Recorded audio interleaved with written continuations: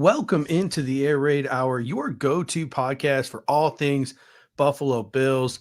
The NFL season is 4 days away. We are just 6 days away from Buffalo Bills football. That means it's time to make some Bills-specific and general NFL predictions tonight.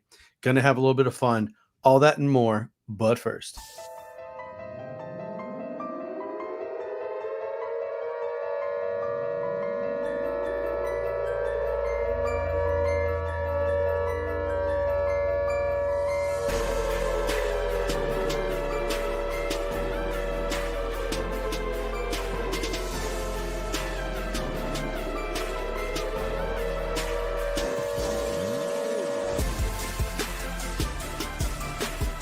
Welcome to the Air Raid Hour, a Cover One Network podcast.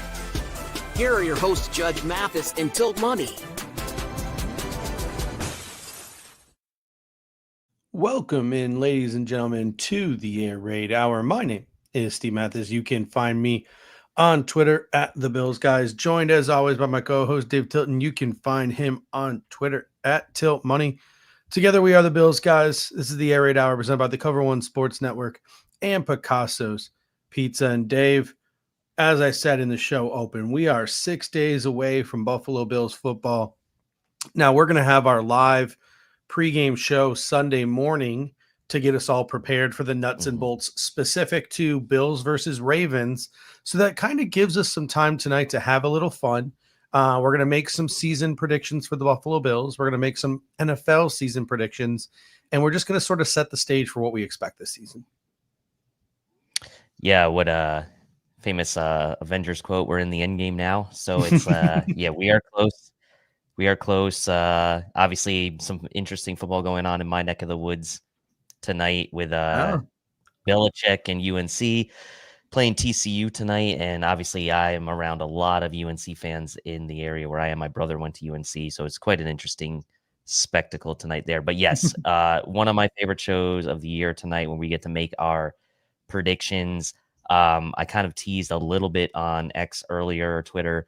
I'm not a hot take guy, but I do have an interesting prediction tonight that's coming, and you'll probably know when it gets there. So just a little tease for tonight. Yeah, I got some as well. I know I already posted sort of my my prediction for what I think the Buffalo Bills wide receiver room is going to look like statistically this year. And I caught some blowback for my Keon Coleman prediction. So we'll get into all that and more tonight. But first, some general Bills news, Dave. Since we last spoke here, Dwayne Carter out for the season, torn ACL, or excuse me, torn Achilles. So that's really unfortunate. Josh Allen and Terrell Bernard were named team captains today. And just down on the wire the last couple of minutes, not that it really matters in the grand scheme of things, but Josh Allen, number 3 on the NFL 100 this year, behind Saquon Barkley and Lamar Jackson. We do not know the order of 1 and 2 yet. So any thoughts? Yeah, we do. On Lamar's 2 and Saquon's 1?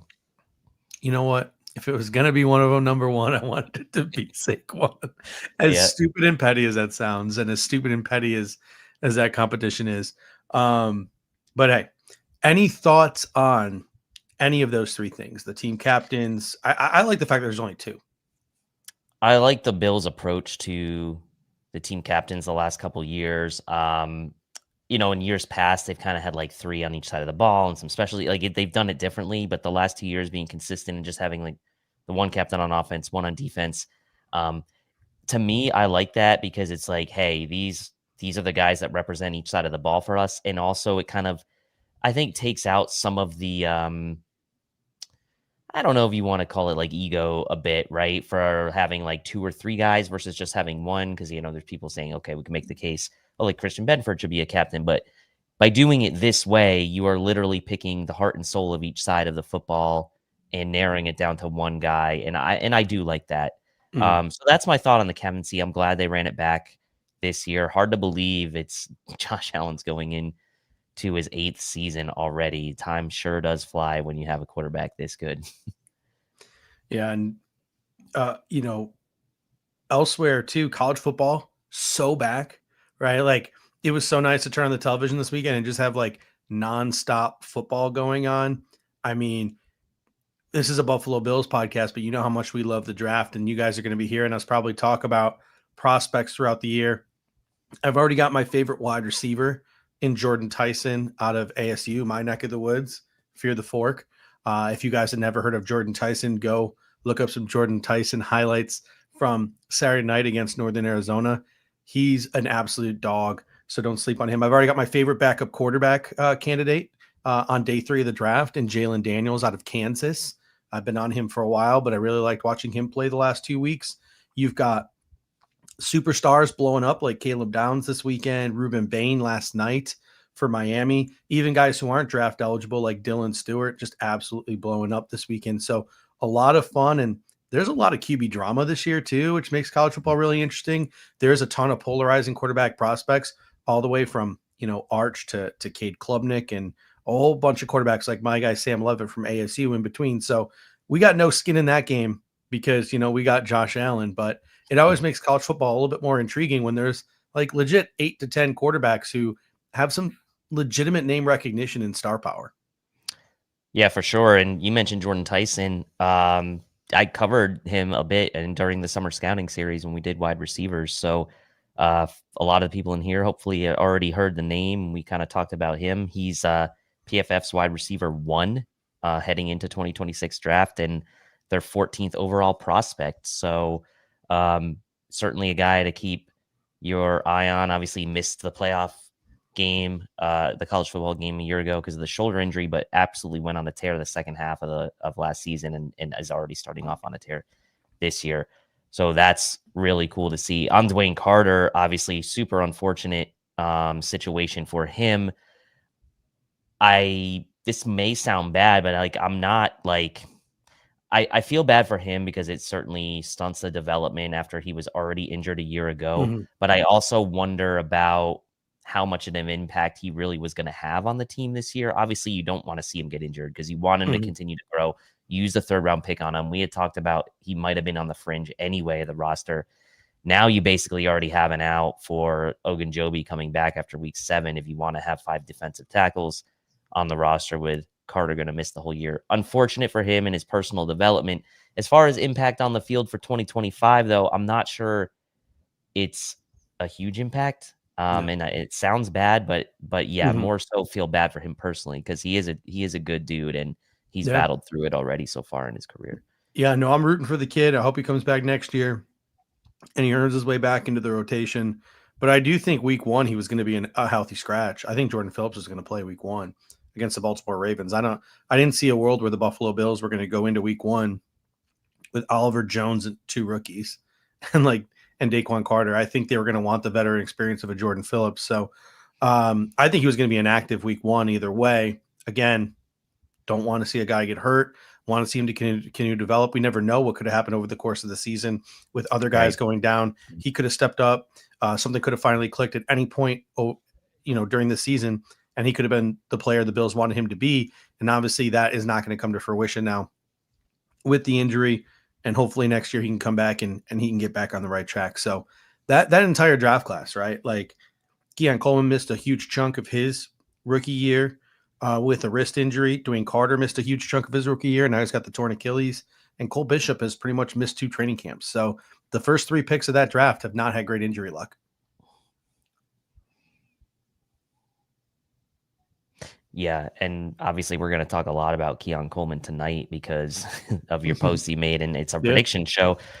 But I do think that, the Keon, it's funny, man. The Keon Coleman hype train is at an all-time high after a lot of people were super down on him a year ago. It seems to have flipped, and now it seems like there were more people higher on him going into this year than there were even people who liked him going into last year. Deion Dawkins, I think, has a lot to do with that too. Some of the comments he made.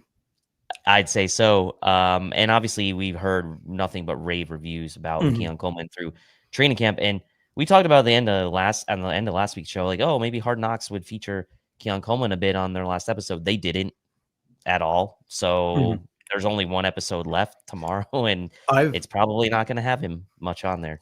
I've heard that the Bills did not allow them to videotape any players getting released. So I know I already saw some clips of Jordan Poyer kind of getting limoed back to the stadium to join the practice squad. So that might be a storyline. Jordan Phillips might be a storyline. So maybe this last week here, if they got some time to fill because they weren't allowed to videotape these guys getting released, some of these guys that have been following, maybe there's a chance that Keon Coleman gets his shine this week. Yeah, I mean, I love the Bills, and I love Hard Knocks. I love Embedded. I love all the stuff that they do. But the reality is that this season of Hard Knocks is probably one of the worst if you're looking at it objectively from like an entertainment from an entertainment standpoint. Like, and I think this is part of the problem, and this is why I think HBO and the league had a good thing going where they were kind of having these different qualifications for teams in the past. Like, couldn't have been in the playoffs. It's like a new head coach within the last couple years. Couldn't have been on the show within the last 8. All those things they had to kind of keep an interesting team on the program. They dropped that playoff qualification rule this year and got the Bills on the show. And this is kind of what it looks like. I think not just, this is what a well-run organization looks like. It's kind of a well-run team on top of the fact that we know the Bills are super, cryptic about everything anyway. It just is not going to, from an entertainment product standpoint, it's just not going to be like what it was, for example, the year ago with the Bears. They should have been in Dallas. They should have been in Dallas. That's what they should have been. Yeah. All right. We are going to get into some Bills-specific predictions next. But first, a quick word from our sponsor. What's up, y'all? Khalil Shakir here. When I want Buffalo pizza, it's got to be Picasso's. Khalil Shakir. Your team, our pizza. Picasso's. This is Buffalo Pizza. Picasso's Pizza. Hungry? Get ready for flavor that's a masterpiece. Picasso's Pizza has been serving up legendary pies since 1980. Fresh dough, premium toppings, and that famous cup and char pepperoni. Whether it's game day, your lunch break, or late night craving, Picasso's hits the spot every time. And you do not need to be in the 716 to order. You can get it delivered fresh nationwide. Head on over to picassospizza.net for details. Once again, that is picassospizza.net. All right, we are going to get into it this evening, and we're going to start with QB1 and the quarterback position. We're going to do a little bit of buy or sell tonight to make some Buffalo Bills specific predictions. And the first one's a simple one. Buy or sell Josh Allen, who has 5 consecutive seasons of 40-plus touchdowns. Buy or sell, he's going to reach 40 touchdowns for a 6th consecutive season. Yeah, I'm going to buy. We're going to keep that train going, and why not, right? The Bills' offense, in theory, shouldn't take a step back from where they were a year ago, where I think there were maybe more question marks generally about the offense a year ago. Now we've got Joe Brady going into year 2 as offensive coordinator. We've got Keon Coleman going into year 2, hopefully a healthy Dalton Kincaid, Josh Palmer, an upgraded weapon, I would say, over a Matt Collins. And by all accounts, Josh Palmer is looking the part in practice and has looked the part, I thought, in limited reps in the preseason as well. James Cook got his contract situation and the running it back with the running back room. Ray Davis going into his 2nd year with the team. Ty Johnson obviously going to be there. And the ancillary pieces of Knox and others are there as well. So for me, this is a buy. I'm going to say 40 plus. I don't know how much more it will be than that, but I do think he's going to have those 2 or 3 games like he did last year where he's putting up 4 to 6 combined touchdowns, maybe 2 or 3 times this year, and then the rest will settle out. So I'm going to be buying here. Yeah, to me, it's an easy buy. I mean, this is 2.5 touchdowns a game, and this is Josh Allen we're talking about here. I expect it to be closer to 3 touchdowns a game for him. I honestly think he's going to end up this year. The narrative is going to be like pushing 50 more so than clawing for 40. This year, he kind of had to claw to get to 40. I think he needed a receiving touchdown. Like he had a double dip there in order to get to his 40 this year. I think he pushes 50 this year, and a couple of reasons for that. I don't think James Cook is going to vulture as many touchdowns this year. I think that might be like sort of a one-year thing. I think James Cook will come down to earth a little bit from a touchdown total standpoint. I think there's some stability in the top 3 of his receiving core this year. Khalil Shakir has obviously embedded himself in the slot. Keon Coleman is healthy, looking good in training camp.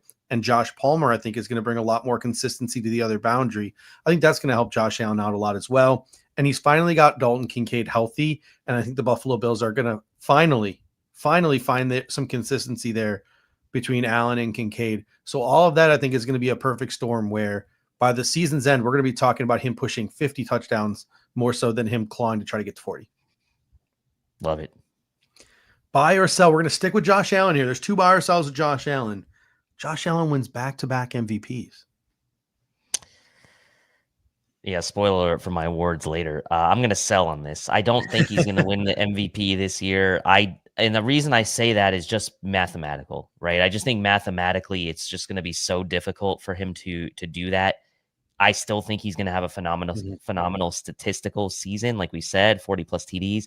But I just think there's going to be enough, I don't want to say ill will, but enough like sort of remembrance of what happened from the past 2 years around the MVP vote. There's going to be some kind of correction here, and there's going to be other guys that are going to put their names in the mix. And look, again, that's fine. We could sell this all day if he ends up bringing home the Super Bowl MVP, but I would say that that's a sell. Just mathematically, it's going to be really hard for him to repeat. I think Claude Puig hits the nail on the head here. He says, I think the Bills will have the best record. I think the 1 seed is the key for Josh Allen's MVP. I agree with that. Double dip here. If he wants to get back to back, I think he needs the combination of pushing 50 touchdowns, and I think he needs to have the Buffalo Bills as the 1 seed. If he has those 2 things, I think that he will be clear as day, probably the MVP of the National Football League. That being said, I'm going to sell, not because I don't think the Bills can't be a 1 seed, not because I don't think Josh Allen can push 50 touchdowns. I think he can do both. You hit the nail on the head. It is such a narrative-driven award, and I just don't trust the people that vote for this award anymore. I said it 2 years ago when Lamar won the MVP. I was like, how seriously do we take the MVP? Like, it's almost kind of like a Pro Bowl vote now. Like, it's the best quarterback. It's the quarterback on the best team. Not even that. It's like, what does it really matter when, like, Emmanuel Acho has a vote? Like, what does it matter? What does it matter? And then, I celebrated Josh Allen winning the MVP this year. I'm a fan of the Buffalo Bills, and my quarterback won MVP. No duh. I'm gonna celebrate and pound my chest, but I still feel the same way. What does the MVP really mean anymore when Emmanuel Acho has a vote? Like, so even the last 2 MVPs, the last 3 MVPs, like, these awards and things just don't mean as much to me as they used to. And especially when it comes time to like talk about Hall of Fames, I don't want to hear shit about MVPs. I don't want to like rings, stats. That's all I want to hear about. Rings and stats. That's all I want to hear about. I don't want to hear about Pro Bowls. I don't want to hear about all pros. I don't want to hear about MVPs because honestly, all that stuff to me is kind of BS now. I want to hear about Super Bowl rings and I want to hear about statistics, like flat out stats.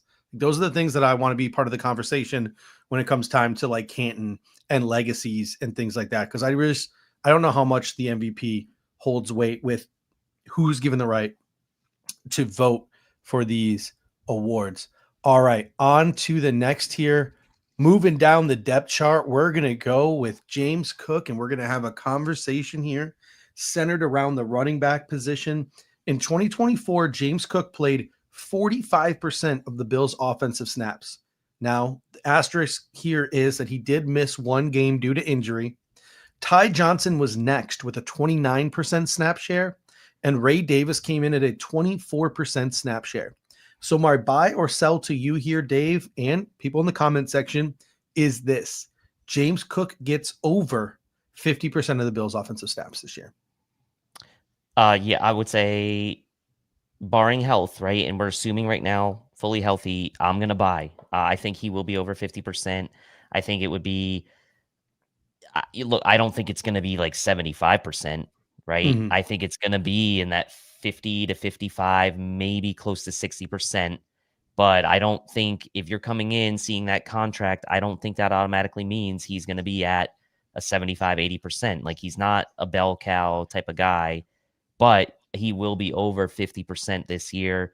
They are going to lean on him again. He's their best offensive player outside of Josh Allen. And I think that, to me, like, it's not going to be much more than 50%, but it'll be between 50 and 60%. I'm going to buy this. Yeah, I really like Andy S's comment. He says, I'm buying on that too, 52%. I'm buying as well. I expect the Bills to try to get a little bit of bang for their buck, obviously giving him this new contract. I think they're going to try to utilize him a little bit more, but only slightly. I don't think, as you mentioned, we're going to see anything even pushing maybe 60%. If anything, it'll be like a push or slightly over a push at around 50%. That's where I think you're going to see James Cook. I think they're going to give him some more third down work. They're going to give him more chances in pass protection. And I think, barring injury, I think we see a little bit of a Ray Davis regression here in terms of offensive snap counts, especially if you're a fantasy person. Like, Ray Davis is a cool handcuff in case something happens to James Cook. But if something doesn't happen to James Cook, Ray Davis had 24% snap share last year. I think that might even go down this year. Yeah, I mean, Ray Davis, I think James Cook obviously had just over 200 carries last year. Ray Davis had around 100 and just over 100, I believe, in the 100 teens. And I will say this, I think people were maybe expecting a more of a jump from Ray Davis this year. I'm expecting his role to be pretty similar to what it was a year ago. And if anything, I think like you said, that I don't think they're going to necessarily claw back a ton on what they do with Ty Johnson, because I still think they want to keep James Cook fresh. So that means maybe James Cook, like, it doesn't necessarily contradict what you're saying completely, because I do think he'll play on passing down some, but I do think that they will try to save James Cook physically a bit and use Ty Johnson still a lot in pass protection, which means I think Ty Johnson will play more snaps than Ray Davis. So, Ray Davis will have his role, but I expect it to still be around that 20-ish% snap share like it was a year ago. All right, on to the Buffalo Bills pass catchers. And this is the conversation that we were having all day today on social media that I think a lot of people want to talk about. Last year, Josh Allen attempted 483 passes. That's pretty low compared to years previous, down from 579 in 2023. So for the purposes of tonight, Dave, let's use 500 as a rough estimate for 2025 in terms of pass attempts. That's more than last year, but still less than 2023 in the Ken Dorsey, Brian Daboll years. Walk us through your prediction for the target share of the main receivers on the Buffalo Bills depth chart this year. And it can be tight ends, running backs, all that stuff.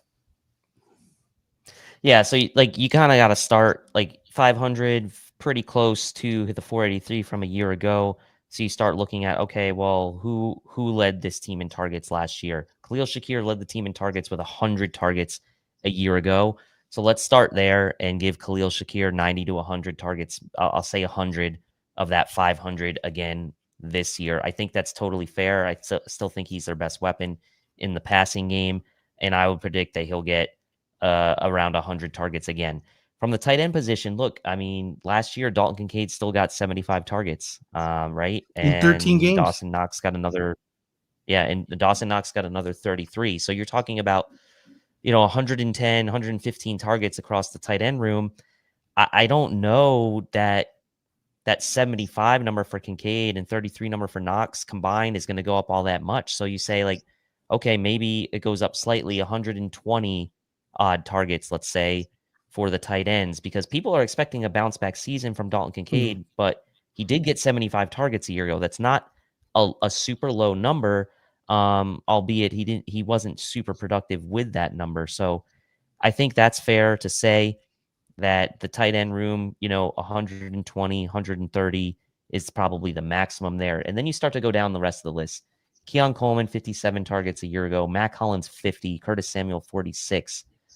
Those were kind of like your secondary receivers behind a guy like Khalil Shakir. Keon Coleman, 57 targets a year ago. I could see him getting 70 to 75 targets this year, maybe 80. I think people who think he's going to push 100 targets, if Josh Allen's only attempting 500 passes this year, I don't think Keon Coleman's getting 100 of those targets, everyone. And maybe I'm wrong. But I think he's going to up his target total 70, 75, I think is where I see him. I still think he'll be good on the yards per reception basis. And I think where he'll make his hay is in the red zone and on sort of special plays. He'll be I think, high touchdown player, but I don't know that he's going to be a super high target player. And then the same goes for Hollins, Samuel, a combined 96 from those guys a year ago. I think you could see Josh Palmer getting sort of the 50 to 60, maybe even 70 targets that Hollins got a year ago. I'm not giving, 46 for Samuel right now seems maybe even high for what he will get this year for as much as they want to use Josh Palmer. And then the running backs, you had almost 40 from James Cook a year ago, 25 from Ty Johnson, and 19 for Ray Davis. So that's another about 80 odd targets to the running backs. Maybe that's where you see the balance. So I think, again, it's not going to be some seismic shift from a target share if you start breaking down the positions and sort of some of the players than it was a year ago. I think Keon Coleman sees a slight increase. I think Josh Palmer takes away from sort of those split reps we saw between Hollins and Samuel. And then I think of the rest of the receivers, it's going to be Samuel and Moore fighting it out for those targets. But I still think Khalil Shakir around 100. I think Keon Coleman maybe can up his to about 75 tight end room combined for 120 odd, and then the rest kind of falls in line, like I said. So that's what I'm saying. Your boy says if Josh Allen only throws 500 passes, the cap on any player is going to be 80. And look, he threw 480 something last year, and Khalil Shakir got an even century mark with 100. And Kincaid would have had 100 had it not been for injury. Kincaid was pacing for 100. So I definitely think 100 is doable for a number of these guys. Like it could literally be anyone, right? Like when we talk about, like, if you want to make the prediction, who's going to lead the Bills in targets in 2024? It could be Shakir. It could be Kincaid. It could be Palmer. It could be Coleman. Like it could be any number of like 4 different guys. I know your boy comes in and says he thinks Dawson Knox's targets are going to go up this year. I think Dawson Knox's targets are going to go down this year, because if Dalton Kincaid can stay healthy, Kincaid was aiming for almost 100 targets or pushing towards 100 targets. And the only reason Dawson Knox got 33 was because he started. Imagine a world where Dalton Kincaid doesn't get hurt. Dawson Knox doesn't catch 33 balls last season. So I think that number for him, at least in my projections, goes down. Now, I will say this with my projections. I do think maybe I'm a little higher on Dalton Kincaid than I should be. And maybe I should take a little bit from what I've allocated to Dalton Kincaid, and I should spread it out amongst like Josh Palmer and specifically Keon Coleman. Maybe I should do that. But for the sake of this exercise, I went through last night and I crunched numbers, and I ran a number of different simulations through AI. And these are the numbers that I came up with. I think Dalton Kincaid is going to lead the Bills in targets this year. And I think he's going to lead the Bills with targets of 125. Like, I legitimately think that this is the year that the Allen Kincaid connection finally gets in sync. It finally gets figured out. Now, targets and catches are completely different, and we'll get to that in a little bit. But I think 125 for Dalton Kincaid. He was 75 in 13 games, came back, was playing hurt. This is a guy who would have paced, I think, in that range had he been fully healthy last year. My next up was Khalil Shakir. He missed a game last year, still had 100 targets. So I'm going to up that to 105 for Khalil Shakir. That's 21% of my target share. Up next, I had Josh Palmer. And Josh Palmer with 85 targets. Now, the reason why Kincaid, Shakir, and Palmer came in as my 1, 2, 3, there was a comment today on X by Paul Dodaro, and I really liked the comment, and I want to share it. He says, with this offense, the targets won't necessarily be manufactured or forced. Palmer is a natural separator. He's going to be open more often, meaning Josh Allen's going to see him and find him. Same with Shakir. Same with Kincaid over the middle of the field. Those plays to Coleman are going to be manufactured. They're going to be off script. They're going to be 50-50 balls, right? I don't think there's a caveat, right, or a way for that many targets to sort of be built into the Buffalo Bills offense. So I have 75 targets for Keon Coleman, which is 15% and the 4th most on the team. I have James Cook going up a little bit from his 38 last year to 40, or excuse me, from his 32 last year to 45. I think the Bills are going to use him a little bit more. 25 for Ty Johnson, hold steady from his 2024 number. I have Dawson Knox down to 20 targets. And that means if everybody stays healthy, only 20 targets for Shavers, Hawes, Gilliam, Samuel, Elijah Moore. People were giving me a hard time on social media. They're like, where's Elijah Moore? And I'm like, yeah, where is Elijah Moore? We didn't see him all training camp. Like I think the Buffalo Bills are going to roll with their top 3 dogs this year, barring injury. I do not think Curtis Samuel, Elijah Moore, Tyrell Shavers are going to be that big of a factor in the passing game unless there are injuries this year. I think that's going to be the big three, Kincaid and Cook. Someone on your comments said Elijah Moore should have 700 to 800 yards, and I almost spit out my coffee when I read that. Like, he might not even be active for a lot of games, as your boy Lettuce says in the comment section, and I agree. Like, him and Samuel, one of them likely to be inactive each week, and so 700 to 800 yards for Elijah Moore, like, that only happens unless like 2 of the top 3 guys get injured early in the season. So let's hope that doesn't happen. So I think some people like have these numbers in their head and then they don't realize, like, when you add it all up, like, it's just not mathematically possible again. So if Josh Allen throws 500 balls, likely max 325 are going to be caught. That's 65% completion percentage. That's right in the range of where Josh Allen usually finishes. He's finished a little higher than that in years past, a little lower. So to be fair, 65%. That's 325 actual catches for the entire receiver room. Let's say he goes for 3,900 yards. That's 12 yards per reception. Let's say he throws a couple more touchdowns than he did last year, 34 touchdowns. There's only so much to go around. Like, along with my target projection, I did a statistic projection as well, and I caught some flack for it today. I had Dalton Kincaid catching 78 of his 125 targets for 925 yards and 7 touchdowns. I had Khalil Shakir catching 76 of his 105 targets for over 1,000 yards and 5 touchdowns. I had Josh Palmer catching 55 of his 85 targets for 692 yards and 6 touchdowns. And then here's where I caught a lot of flack. I had Keon Coleman catching 42 of his 75. He's just a lower percentage guy because it's a lot of 50-50 balls. So that's a 56% catch rate, 42 of 75 for 591 and 9 touchdowns.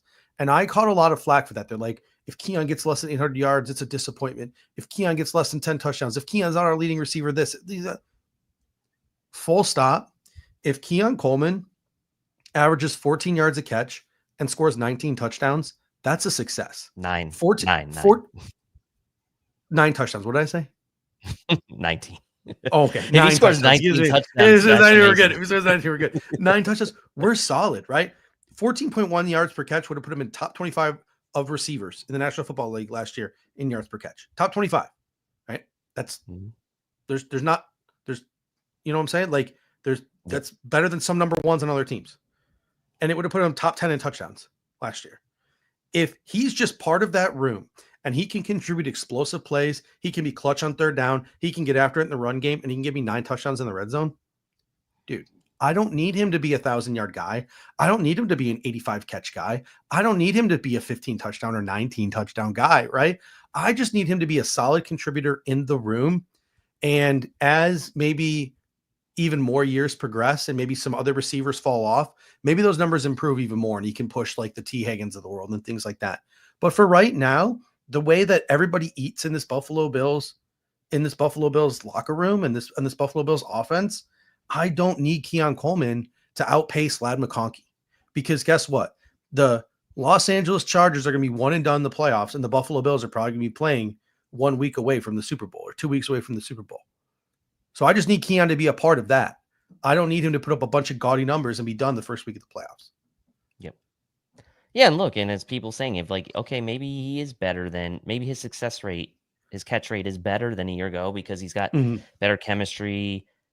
He, some of the drops go away, and then like maybe that number comes up a little, but I still don't think he's getting more than 75-ish targets at the end of the day. So as Andy S says here, Keon is better and will have a 60% catch rate. That's fine if he does. I had him at 56. I had him at 56. And that's 42 catches on 75 targets. And so even if that's 60, it's 45, 46 on 75 targets. Yeah, it's like 50, around 50. Yeah, something like that. So it's not, people saying 1,000 yards and 10 touchdowns is the floor for Keon Coleman. I think that's not based in reality. Like, that's just not based in reality. And guess what? If that happens, I'll be happy. If that happens, Josh Allen's setting some kind of records this year. I mean, it's the greatest show on turf. Or a lot of guys got hurt, and there was very, very few wide receivers left in the room. Yeah. All right, let's transition now to the defensive side of the ball for the Buffalo Bills. And could we talk about stopping the run? Sure, we could. But let's talk about some of the fun stuff. Let's talk about the Buffalo Bills pass rush a little bit here. In 2024, the Bills were tied for 18th in the NFL with sacks with 39. The league leader was Denver with 64. That's an astronomical number. They won by over 10 sacks. Baltimore was second with 54. That's an average of 17 teams. There were 17 teams ahead of us in sacks. The average of those 17 teams was 46 sacks, which is 7 more than the Buffalo Bills. So my buy or sell here for you is this. Can the Bills close the gap and get more than 45 sacks this season? So the over-under is 45. What are our thoughts here? 45 after 39 a year ago, put him middle of the pack in the NFL. I think I'll buy that. You know what? I'll buy that because I think Joey Bosa is going to add to what was a obviously forgettable final season there. You know, I just feel like they've got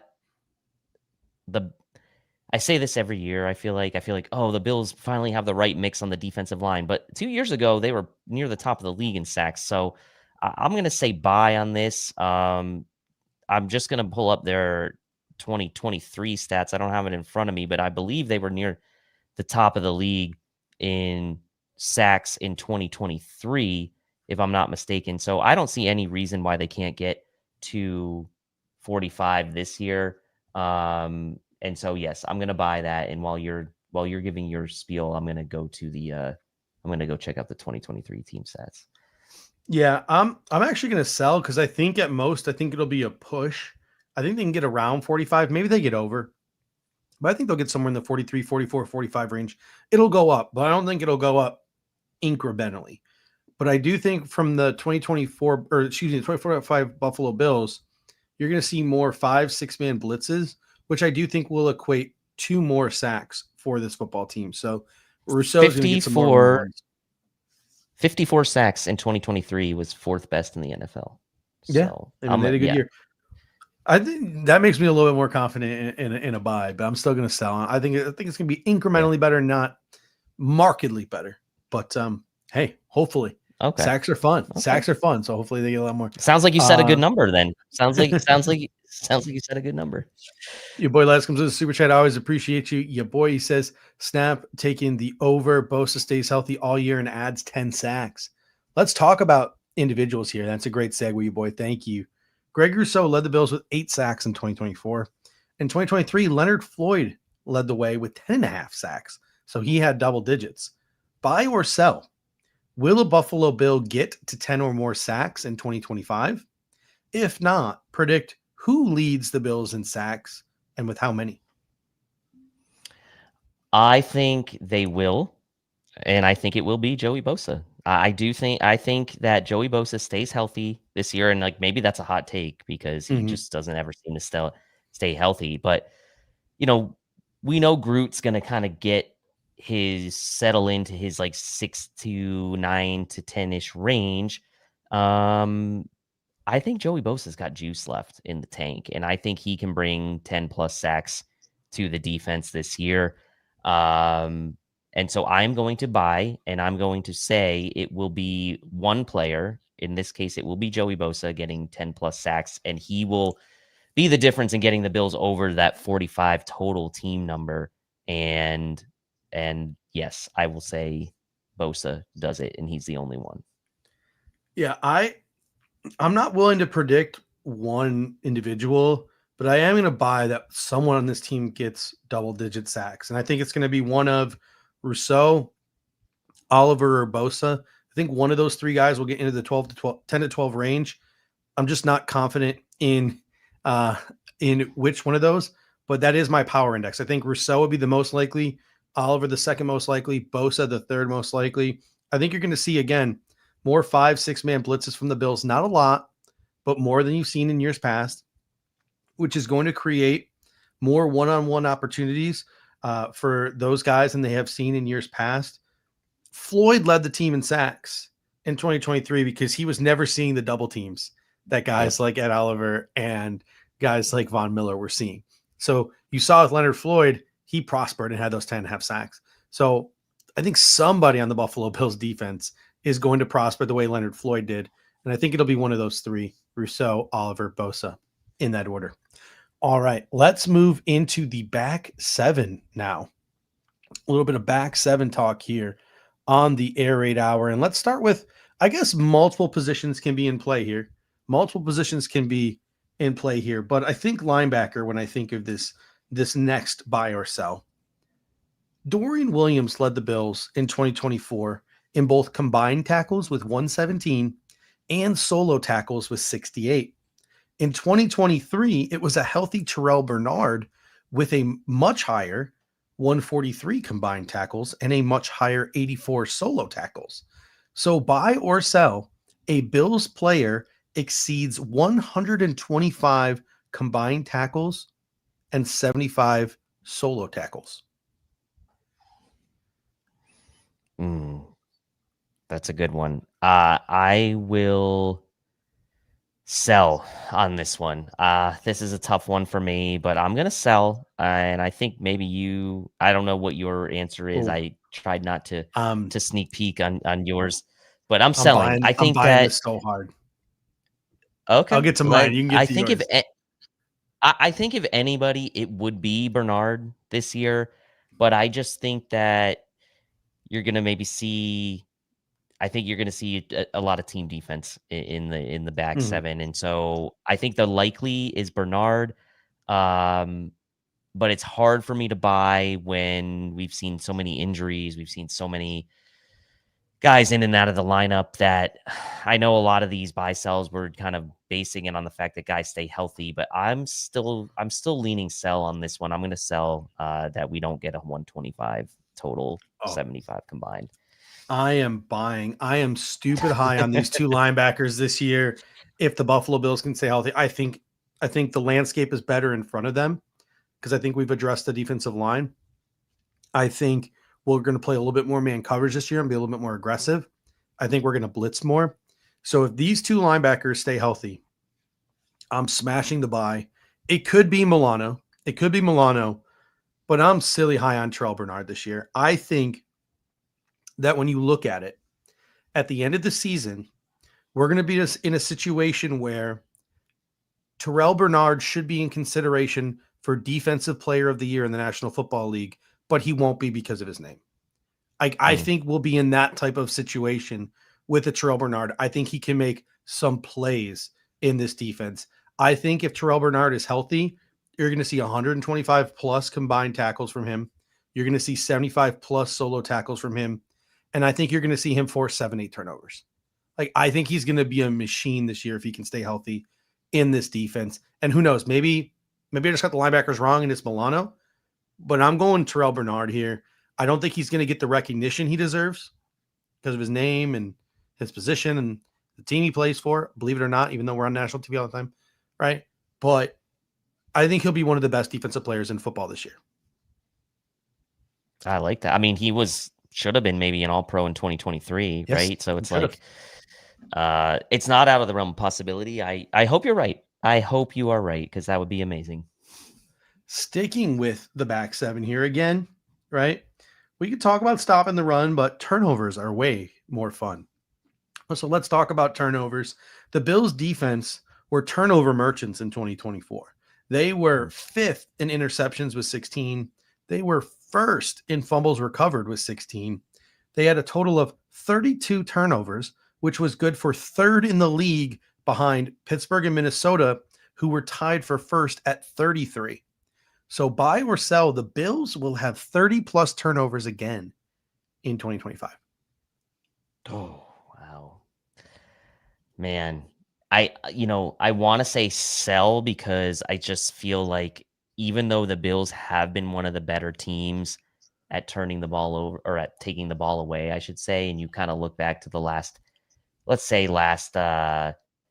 4 years in takeaway margin, they were first last year. That was very well documented. They were 12th the year before, 15th, and then 7th in 2021.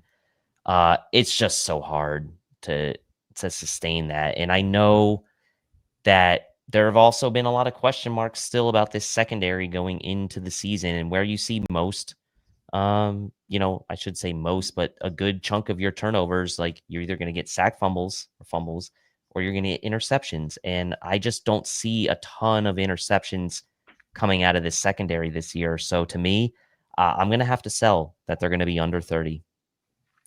Yeah, I'm going to sell too. I mean, it's kind of a fluky stat. It's hard to match those numbers and sustain those numbers, as I believe it was EB said in the chat. It's hard to sustain that. I mean, I think they're still going to be good. I think they're still going to get turnovers in the 25-ish range, but only 8 teams were over 25 turnovers last year, and only 15 teams, less than half the league, had 20 plus turnovers last year. So I just think it's very hard to sustain. It was awesome the Buffalo Bills had that many turnovers. It helped save their defense a little bit last year. I do not think it'll be the same, but that doesn't mean I don't think that the defense is going to be as good. I think they will be better, but I don't think the turnovers are going to come like they did last season. So I'm going to sell there as well. But while we're on the conversation of turnover, our final Bills-specific buy or sell here, a prediction. You had, I don't know how many guys lead the Bills in interceptions last year. The team leader in interceptions last year for the Buffalo Bills was 2. Christian Benford had 2. DeMar Hamlin had 2. Taylor Rapp had 2. Terrell Bernard had 2. Jamarcus Ingram had 2. Taron Johnson had 2. Austin Johnson had 2. 7 guys for the Buffalo Bills had 2 interceptions last year. So 7 guys led the team in interceptions. Who leads the Bills in interceptions in 2025, and with how many? I mean, your gut instinct tells you it would be Benford, but they don't really throw at Benford a ton. And he's more like, obviously his ball skills in college were well documented. He's got great ball skills, but they just don't throw at him enough. I think I'm like going back to what you were saying about the linebackers. I think it'll either be Milano or Bernard. To be fair, I think I like this answer from Claude. Taylor Rapp 5. I think Taylor Rapp is a sneaky good pick there. Your boy says Trey White 3. I don't know about that. That would be pretty amazing, but I'm gonna kind of cup out here and say it'll be one of Milano or Bernard. I think it'll be one of those two. I went with Terrell Bernard, 4 interceptions. Oh, there you go. That's my prediction. Like I said, I legitimately think he's going to get 125 plus combo tackles, 75 plus solo tackles.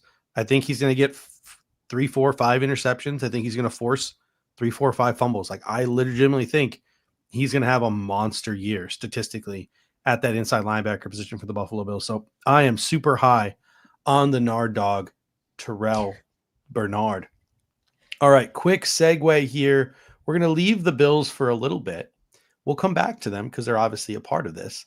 But every year, the week before the regular season starts, we like to give our NFL season prediction, and we like to go division by division, and we like to pick our division winners, and we like to pick who we think are going to be the 1 seeds, who we think are going to be the wild cards, and then obviously make our Super Bowl and MVP picks as well. So let's go around the league here, Dave, and let's make our predictions. And you guys can make your predictions, or you can comment and critique our predictions in the comment section as well. Let's start in the NFC and get back to the AFC in a little bit. The NFC East. Who do you have winning the NFC East this year?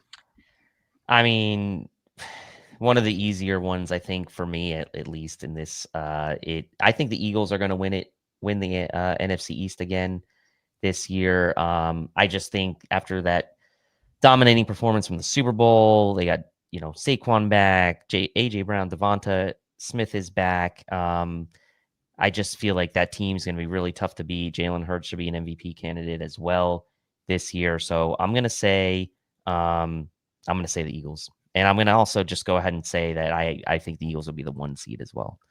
Yeah, I have the Eagles as my 1 seed as well, because I'm kind of selling that division a little bit. I think the Commanders are going to downslide a little bit. I don't think they improved the defense the way they needed to. I think they added a number of older guys instead of maybe embracing the youth. Again, I could be wrong. Andrew Peters came from San Francisco. He knows what he's doing, right? He drafted Jaden Daniels. So they very well could be really good again, but I'm selling on the Commanders a little bit. I think the Giants are a year away. I think you'll start to see Jackson Dart around midseason, and I think then you'll see them year away. That's generous. On the come up. I like their roster. I really do. I like their roster. I mean, I have so many I have so many friends that are Giants fans that Mhm. I kind of like when they're bad because like Yeah. they've had it so good And, for so long. and Dallas is So just an effing joke. I don't think they're a threat to yeah. anyone at this point. NFC North. I'm going with the Green Bay Packers, the upstart with Michael Parsons. Who you got? Yeah, I'm going with the Lions again. I think that obviously the big storyline for the Lions in the offseason is they lost Ben Johnson, who's now the head coach of the Mhm. Bears, who could also be an upstart team, maybe pushing for a playoff spot this year. But I think the Lions just have too much talent. Dan Campbell's now embedded himself for several years now as the head coach. He took that team really almost to almost to where they wanted to go a year ago. And so to me, I think it's Detroit. I think Green Bay is good, but I don't think they're better than Detroit. Yeah, it was tough for me. I know they lost Frank Ragnow this offseason too, the center of that offensive line. They got 2 new coordinators they're working in. They have one of the toughest schedules in the league. So I think Detroit's going to make the playoffs, but I don't know if they're going to win the division. And then Minnesota's got to work in a new quarterback, and they have a tough schedule as well. That's why I went with the Packers. NFC South, stupidly high on this team, and I think it's a rather weak division. It proves that year in and year out. Could the Carolina Panthers, the Atlanta Falcons be frisky? Yes, but I'm hammering the Tampa Bay Buccaneers in the NFC South. They could be the 1 seed, I think, this year in the NFC. I have Tampa Bay as the 3 seed in my predictions, behind the Eagles and the Lions. So I think they're going to be a very good team. I think the division is weak. I do think the Panthers will be better this year, but the Saints, I think, are going to be an absolute dumpster fire. I think the Saints might end up being the worst team in the NFL this year. And, I don't say that lightly. I do think they could be the worst team in the NFL. And And I now they think don't got Arch to fall. Now they don't got Arch to fall back on either. So yeah, I think the Falcons, like you said, could be frisky. I think there's a lot of talent on the offensive side of the ball for the Falcons, but can that defense hold up? Raheem, I like mhm. Raheem, but I still don't think he has that defense where he wants it to be. So I do think it's the Bucks in the NFC South. That roster is just very good and the NFC stable. West, the NFC West was tough for me because I like what I've seen from the Arizona Cardinals this preseason and training camp, and they have one of the easier schedules. San Francisco has one of the easier schedules, and their roster outside of wide receiver is still pretty decent. But I'm gonna go with the LA Rams here in the NFC West. That's the hardest pick for me because Stafford and that back injury. But man, the Rams are my favorite team outside the Buffalo Bills. I love the way Les Snead and Sean McVay operate. I just love the way that they construct their roster, and that team just fascinates me. So the Rams are my favorite team, despite the fact that they have just absolutely deplorable uniforms. They are my second favorite team. I love to watch them after the Buffalo Bills. So I'm going to go with the Rams this year, but it was the hardest pick because of that Stafford back. That's the big thing. I think if Stafford is, and look, Stafford is one of the toughest guys in the NFL, and he has been Mhm. for a really long time. I also have the Rams here. To me, it was a very difficult decision between the Rams and the Niners here. I do think the Niners come back and are better this year. I think Seattle maybe takes a step back. They started out kind of hot last year with Geno, now with Darnold. No DK there. Can Kenneth Walker stay healthy? I Mhm. like Charbonnet. I like JSN, but like I'm not sure about Seattle. And the Cardinals, I think, have some really good pieces on offense, but I just still think that defense is going to be pretty weak for Arizona. And you can tell me if I'm wrong, but I just don't love the defensive roster for Arizona, although I love the offensive It could be roster for the better. Cardinals. So I do think that the Cardinals will be kind of like, I'm not going to say they're at the level of like Carolina or Atlanta. I think they're Mhm. better than those teams. I think that they will have some wins this year where you're like, oh wow, that Cardinals team is legit. And like Mhm. they gave the Bills a run for their money in week 1 a year ago. So I like Kyler. That offense has some really fun pieces with Marvin Harrison, with McBride, with James Conner still in that backfield. So yeah, but I'm going with the Rams in the NFC West as well. Joey Gonzalez says Seattle could be sneaky. I actually do think they upgraded an offensive coordinator. I think Clint Kubiak is a way better offensive coordinator than Ryan Grubb. So maybe Seattle does finally get it right. And the defense matches the offense. But I'm not going with Seattle as one of my wild card teams here. I've got, for me, my 3 wild card teams. Detroit, despite the tough schedule and losing those 2 coordinators, I think they find a way to be a strong team again, just not a division winner. I have Green Bay winning that division. So I'll go with Detroit. Give me the Arizona Cardinals. I think they could be better at corner. I think they'd be better at linebacker. I think they could be deeper at receiver. But I actually like the way that team is constructed. Jonathan Gannon, in a good way, reminds me a lot of Sean McDermott. So give me the Cardinals, even though I don't think Kyler is going to get them further than like just getting there. Give me the Cardinals. And I originally had the San Francisco 49ers because they have the weakest schedule of anyone.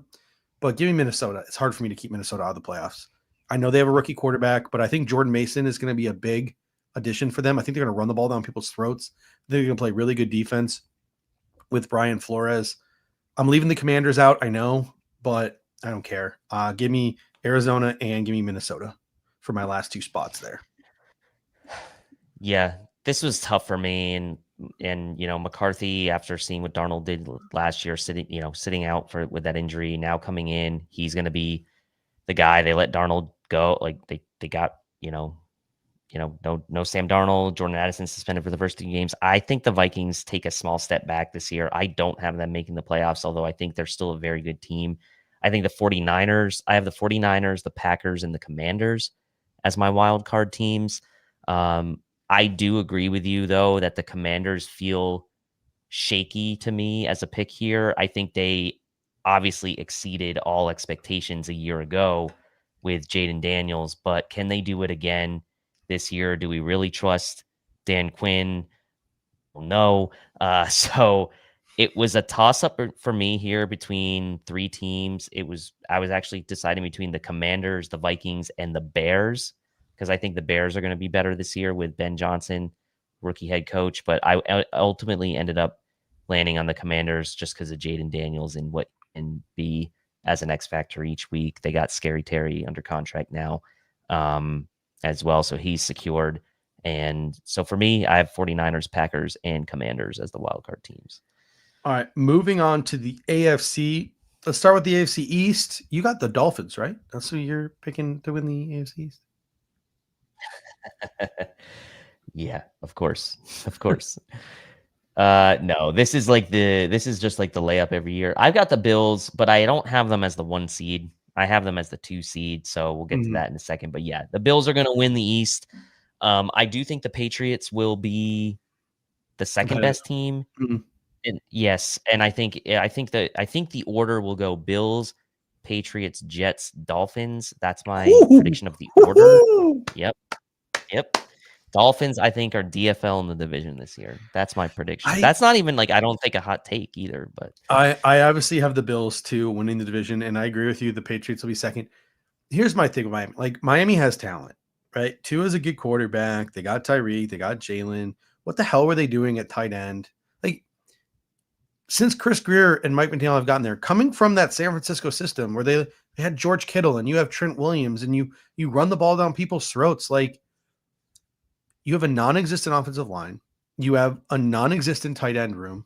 You finally caught a little bit of lightning in the bottle last year with Jonas Smith. They're making no effort to and then let them walk. Be able to play a football game if the temperature is below 40 degrees.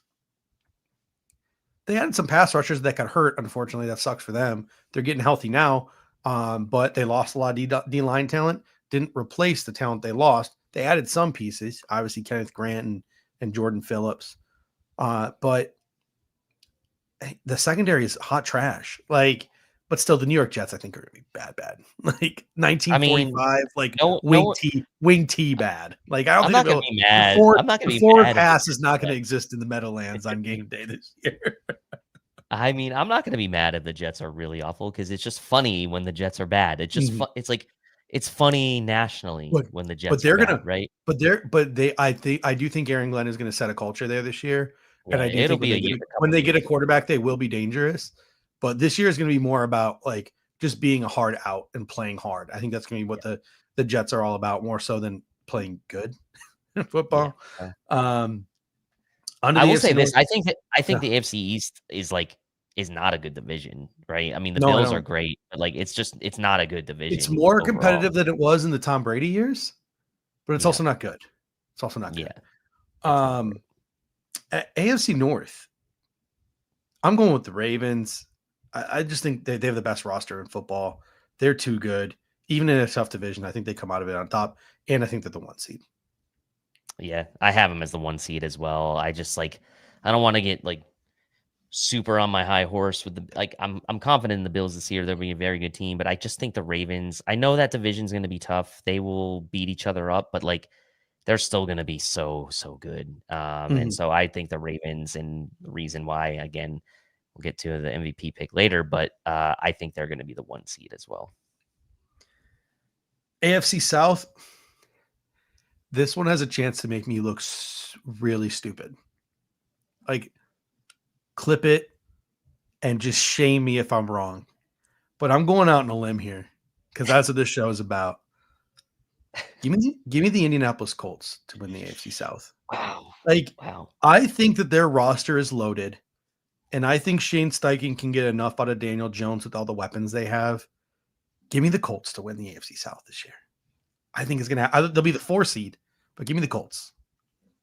I like that you're going out on a limb here. I think it's the Texans. I love D'Amico. I think that defense is really good. I think Stroud, he got sacked so much last year. Nico was hurt for a bunch of that. Tank Dell was out. He's got Nico back. He's got Jaden Higgins now. Um, they're going to get Joe Mixon back seemingly eventually. I don't trust the Jags. The Jags can't be trusted. Obviously, the Titans are going to be a couple years away, although I think they will be frisky by season's end. But I just don't trust the Colts, whether it's Anthony Richardson or Dimes. And I think the Texans have the best head coach in the division as well. So give me the Texans and D'Amico for the AFC South. AFC West, I think the Broncos have a really good team and a really good coach, but I also think they have a really tough schedule. The Chargers have an absolutely insane coach, but he's a good one and a pretty good roster.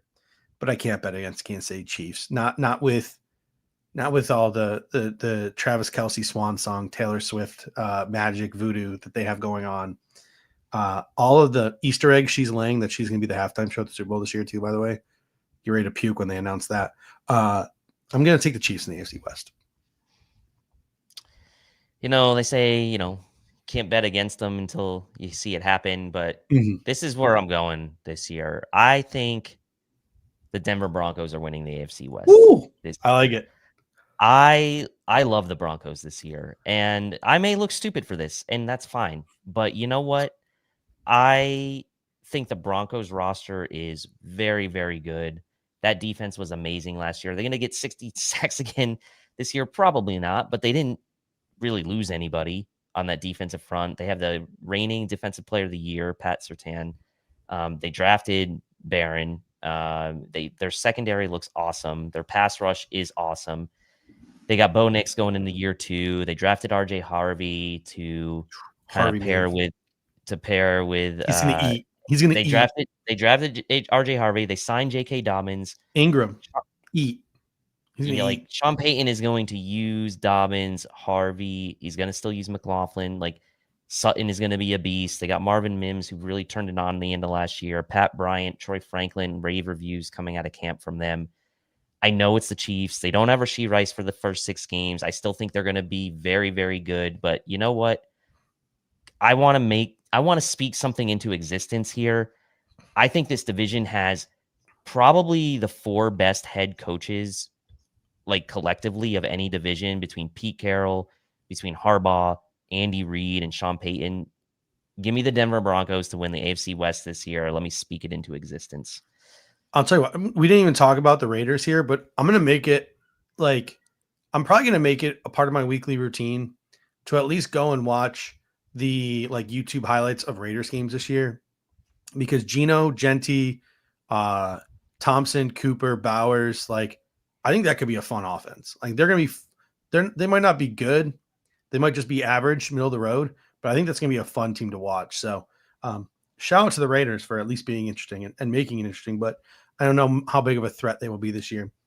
My wild card picks, I have the Denver Broncos, despite the tough schedule, because I just like their roster. You have them as division winners. I'm going to go with the Chargers. I know it's 3 teams in one division, but I don't care. I think that's an absolutely loaded division. And I'm going to go with Houston Texans for my last spot.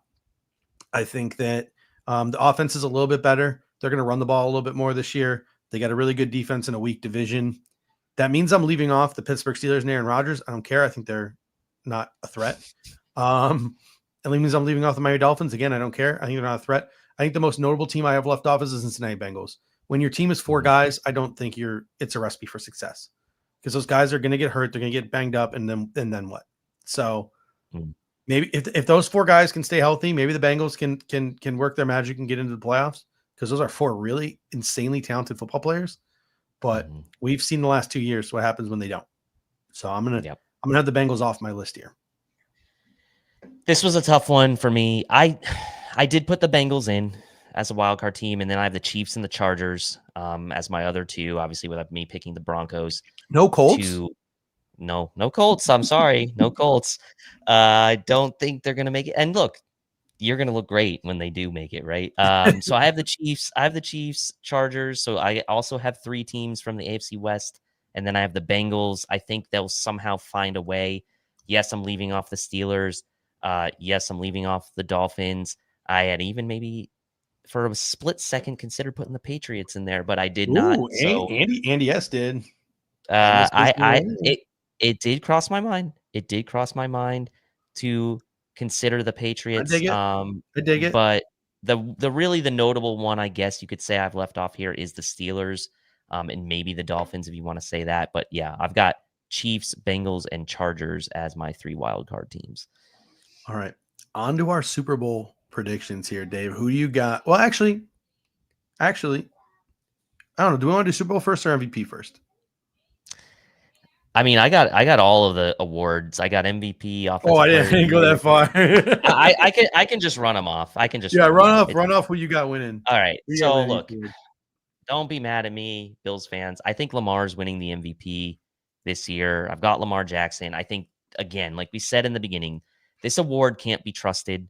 It's been so inconsistently awarded the past couple years. I think there was so much blowback after Josh Allen won this past year that it's going to feel like probably another seesaw situation where it comes back to Lamar this year. So, like, I'm not picking this because I want it to be the case. I'm picking it based on sort of what I think is likely to take place from a narrative and from just like the pressure of what people are going to end up doing. Lamar as MVP. I've got Jahmyr Gibbs as my offensive player of the year for the Detroit Lions. I've got Micah Parsons as my defensive player of the year now with the Green Bay Packers. I got Sean McVay as the coach of the year, Amari and Hampton as the offensive rookie of the year, and Abdul Carter as the defensive rookie of the year. I've only got an MVP, but it's a doozy. Again, we're here to have some fun. And my MVP pick ties into my Super Bowl pick as well. I'm going Micah Parsons, NFL MVP. Wow, I think defensive MVP. Nice. And here's it'll take a lot for that to happen, right? Because we had this conversation earlier in the show. It's just the best quarterback on the best team now. It is. I think Micah Parsons is going to come to the season with a chip on his shoulder, and I think Micah Parsons is going to break the NFL sack record this year. I think he's going to have 24, 25 sacks, and if he does that, I know them getting to the Super Bowl or going on a deep playoff run is not part of that MVP equation. But I just think if that team is fighting for a 1 seed and he's racking up 24, 25 sacks, I think it's hard not to vote for him as NFL MVP. So give me the upset pick alert here. I'm going to go Micah Parsons as my MVP, a defensive player here. And that ties into my Super Bowl pick. I have the Buffalo Bills defeating the Green Bay Packers in the Super Bowl. Because you got to pick the Bills. I mean, I love that. We got to pick the Bills. Yeah, I'm picking the Bills. And we will manifest it until it finally happens. I know. And I can't remember if it was last year I picked the Bills over the Lions, or maybe it was even the year before. And I think one year I picked the Bills over. I think last year I picked the Bills over the Eagles, maybe. I'm picking the Bills over the Eagles this year as my Super Bowl prediction. Bills over Eagles. I think the Eagles are they look so good again. I don't know if like anybody's been able to stop that team's offense in the playoffs. And when the lights shine the brightest, that defense really showed up and got after the quarterback. So I do think it'll be Eagles, Detroit in the NFC Championship game. And I think it will be Bills and the Ravens in the AFC Championship game. And it'll be Bills over Eagles in the Super Bowl. All right, ladies and gentlemen, that will just about do it for us tonight. But before we head out, Dave, we got the season finale of Hard Knocks. Any final thoughts on that? Yeah, like I said before, the entertainment product for Hard Knocks this year. Obviously, we love it because we're Bills fans, but as an outsider, not the most entertaining season. We'll obviously not going to see any of the cuts because the Bills didn't allow them to film that. So it should be a pretty unremarkable season finale of Hard Knocks. But Thursday, obviously, the season gets underway. We're only a couple days away. Eagles, Cowboys. That should be fun. And there's a Friday night game as well between the Chiefs and the Chargers, if I'm not mistaken. So we've got some nice, we got a nice little like 2 games there. So we're not just like sitting around and waiting 3 days. Obviously, we got to wait all the way till Sunday night for that Bills Ravens game. And we will have our Sunday pregame show back on Sunday for Bills Ravens. TBD on time, probably in the morning sometime. We'll figure that out. But 8 or 9 a.m. Yep, and give people a chance to watch that throughout the day. It's really exciting. Got college football back, but there's nothing for me, for my money, like the NFL. The NFL is the best to watch, and I'm very excited for this season to start. Year 8 for Josh Allen. Crazy to think about that. Yeah, no, it's going to be a lot of fun. NFL opening weekend is always a ton of fun. I remember through the years, even when I was a kid, like we would, in my teenage years, we would always go on like road trips to like Bills away games. And I remember one of those years we went to a Bills away game. And then, after the game, we went to the bar and we were sitting at the bar and watching like Peyton Manning's first game with the Broncos, like all those years ago. And just the excitement in the air, like everyone in the bar watching Peyton throw like 5 touchdowns in his first game with the Broncos. And just, even if it's not the Bills, just who are the fantasy darlings week 1? Who are the rookies that show up? Like, who are the new guys who do something? Like, it's just really fun to watch and to watch the narratives develop over the course of the season. So I always enjoy NFL week 1. If you are looking to support the show, there are 3 things that you can do. Number 1, you can smash that like button. That helps with the algorithm. Number 2, you can click the share button. And we got you boy Lettuce with the super chat. We missed it. Thank you, Dave, for pulling that up. He says he thinks Burrow drags the Bengals to 12 wins and wins the division because the Ravens sweep the Bills over the Packers 35-17. So, yeah, if the Bengals make the playoffs, it's probably because Joe Burrow is the NFL MVP. Hit that share button. We like to spread this thing through the word of mouth. So if you think anyone would enjoy sitting here and listening to us here talk about Buffalo Bills football, talk about the NFL, talk about college football, etc., share it on social media, text a friend. Word of mouth is how we want to spread this thing. And then last but not least, when the show is done being live, come on back and leave another comment.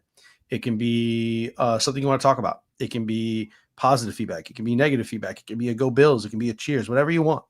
And we will come back over the course of the week and we will respond to those messages. And those messages drive the algorithm as well. We don't like to have like catchy gotcha titles or hot take titles.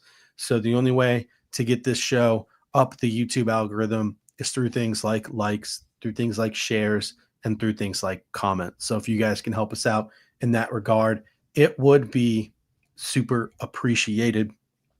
Any final thoughts before we get out here, Dave? Nope. Looking forward to the football coming up and looking forward to our first pregame show of the year on Sunday. Can't wait. It was, and I apologize too for anyone listening tonight. I had oral surgery this week, so I actually have dentures now, Dave. I don't know if you knew this. They're temporary, but I have dentures now. I did not know that. I have been trying to talk with these dentures in my bottom mouth all show, and it's filling with water, making it really difficult. So I'm going to take the dentures out right now and show you guys. I look like a hockey player now. I'm missing a tooth. Oh, wow. For the visual learners out here. Oh, wow. Yeah. I am missing a front tooth, and I'm going to be out a front tooth until at least January. So you kind of look like you kind of look like what's his name from The Hangover when he pulls his own teeth. Yeah.